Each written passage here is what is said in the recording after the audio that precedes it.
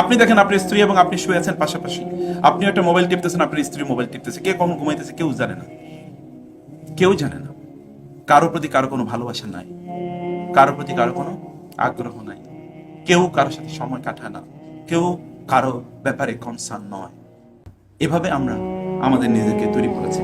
মানুষের জন্য করার সবচেয়ে গুরুত্বপূর্ণ ইস্যুটি কি জানেন? আপনি মানুষের জন্য যা করবেন, আল্লাহ তাআলা আপনার জন্য তাই করবে। ওয়াল্লাহু ফি আউনিল আবদি মা কানাল আবদু ফি আউনি আখিহি। আপনি অন্য কোনো মানুষের জন্য যা যা করবেন, আল্লাহ তাআলা হুবহু আপনার জন্য তাই করবে। আচ্ছা, এর চেয়ে বড় আর প্রতিজ্ঞা কি হতে পারে? এটা আল্লাহ তাআলা করবেন, আল্লাহ তাআলা করবেন। তাহলে আপনি অন্যের জন্য হাত বাড়িয়ে দেন, আল্লাহ আপনার জন্য হাত বাড়িয়ে দেবেন। বরং আল্লাহর হাতটা তো আপনার হাতের চেয়ে অনেক অনেক বড়, তাই না? রাসূলুল্লাহ সাল্লাল্লাহু আলাইহি ওয়াসাল্লাম তো এই কথা বলেছেন। যদি আল্লাহ তাআলা বলেন, যখন আমার বান্দা আমার দিকে এক বিগতে এগিয়ে আসে, তখন আমি তার দিকে কি এক হাতে এগিয়ে যাই। যখন আমার বান্দা আমার দিকে হেঁটে আসে, আমি তার দিকে কি করি? দৌড়ে যাই। এটা আল্লাহ বলেছেন না? হাদিসে করছি তো, বুখারী হাদিস।